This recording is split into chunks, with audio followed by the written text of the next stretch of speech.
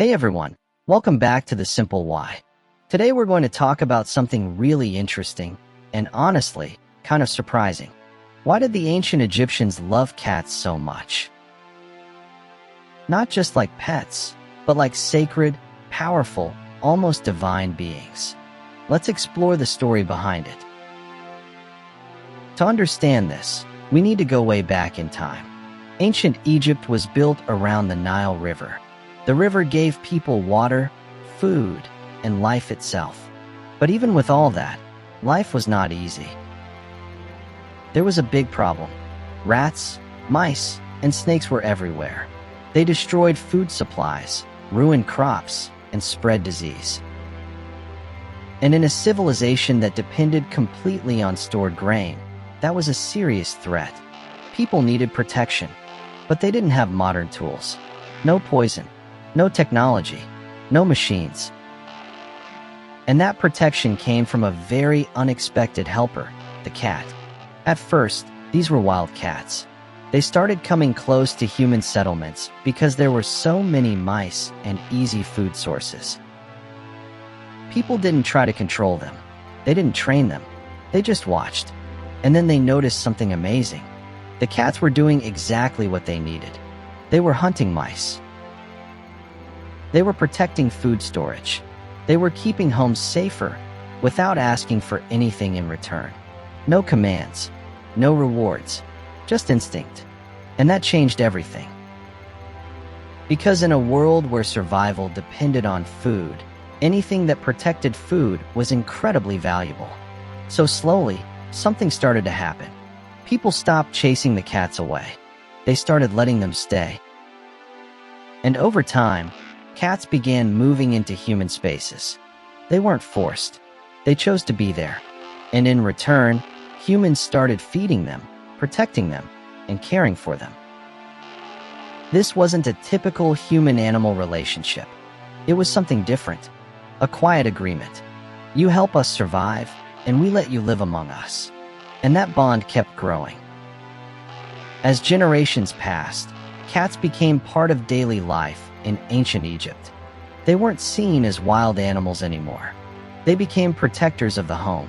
Because they kept food safe, they kept families safe. And that made them extremely important.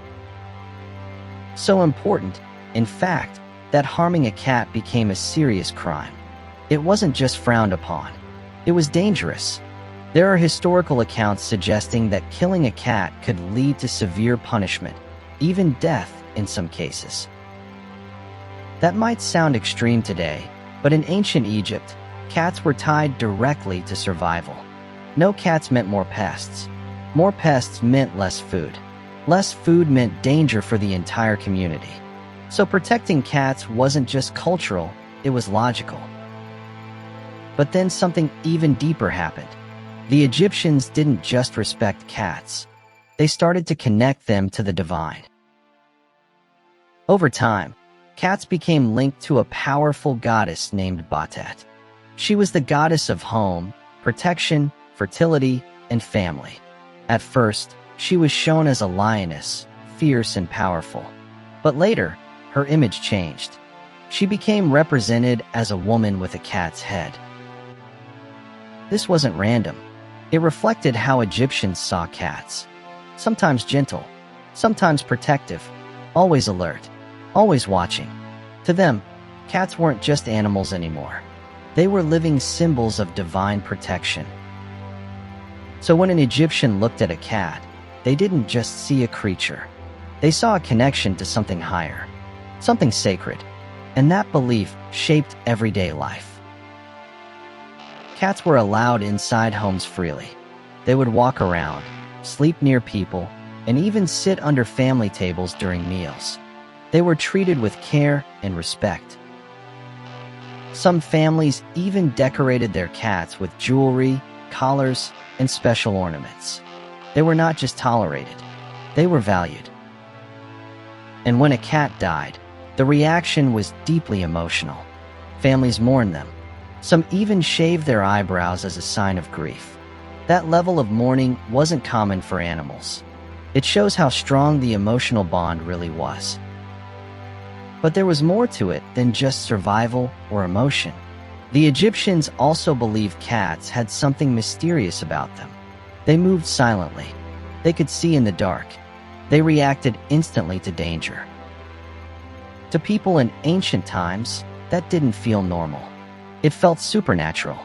So cats became associated with protection, not just in the physical world, but also in the spiritual world. People believed cats could sense evil, bad energy, and invisible threats. They were seen as guardians of both home and spirit.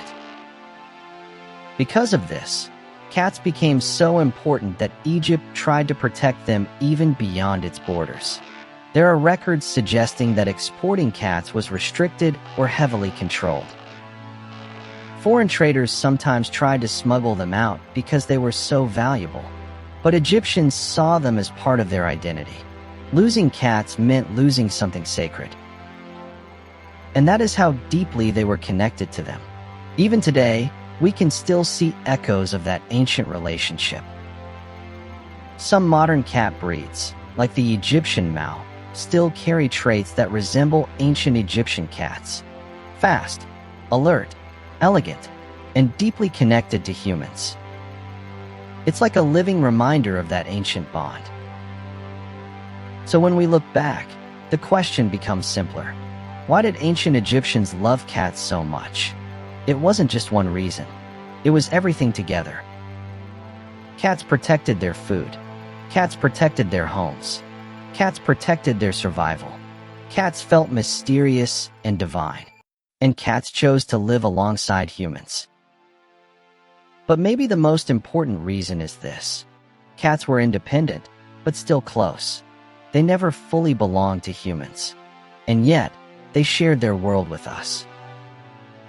And maybe that's why, even thousands of years later, we still feel the same fascination when we see them.